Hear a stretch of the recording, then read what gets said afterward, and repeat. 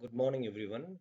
In today's video lecture series, I am here to discuss on the topic method of slices, an extremely important topic under Unit 5 slope stability in soil mechanics subject. So, going to the topic, let's recall uh, what we have learned in previous class.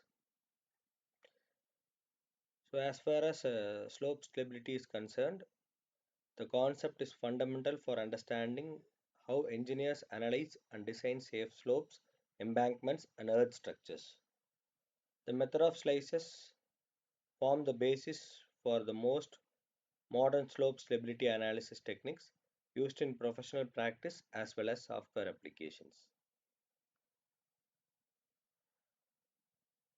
So before moving forward, let us recall the basic concept of slope stability.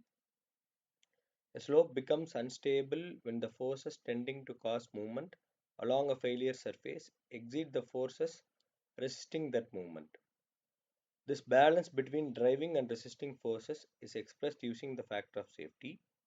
Understanding the balance is essential before learning advanced analysis methods.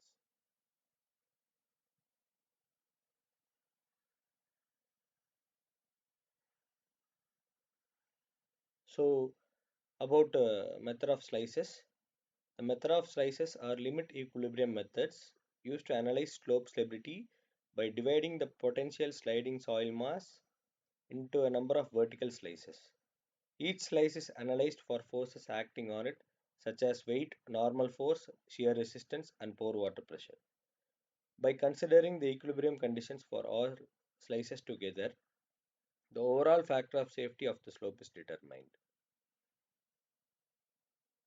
These methods can be applied to both circular and non-circular failure surfaces. So why to study the method of slices? We study method of slices because real slopes are affected by many factors such as rainfall, seepage, soil layering, and external loading. Simple methods cannot capture these effects accurately. So method of slices help engineers design safe slopes by understanding internal force equilibrium within soil masses. This knowledge is critical in design of embankments, earth dams, and excavated slopes.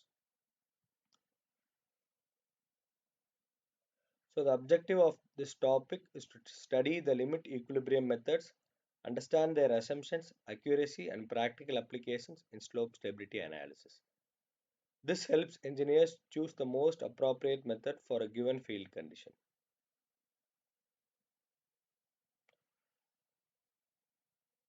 So there are several types of methods of slices used in practice. These include the ordinary method of slices, Bishop's modified method, Jan Boos method, Spencer's method, and Morgenstern Prince method. Each method differs in how interslice forces are treated and which equilibrium conditions are satisfied.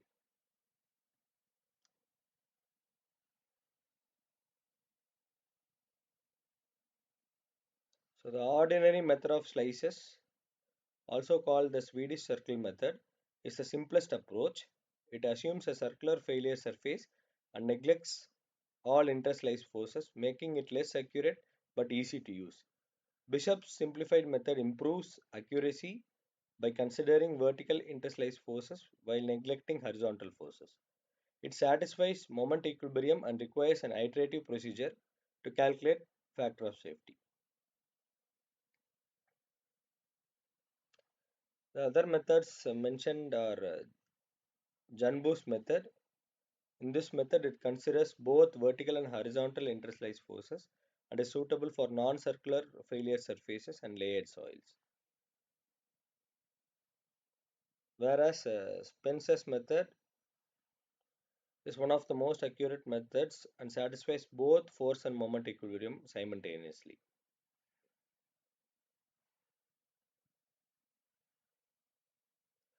The above slide highlights the increasing level of accuracy as we move from simpler methods to more advanced methods. As assumptions reduce, reliability increases, but the complexity of calculation also increases. Next is curiosity challenge. Consider a 13-meter high embankment on layered soil with sand over clay subjected to heavy rainfall. Minor slips and cracks appear on the slope surface. In such conditions, advanced methods like Janbus or Spencer's methods are preferred because they can handle layered soils and seepage effects more accurately. So you are asked to analyze the slope and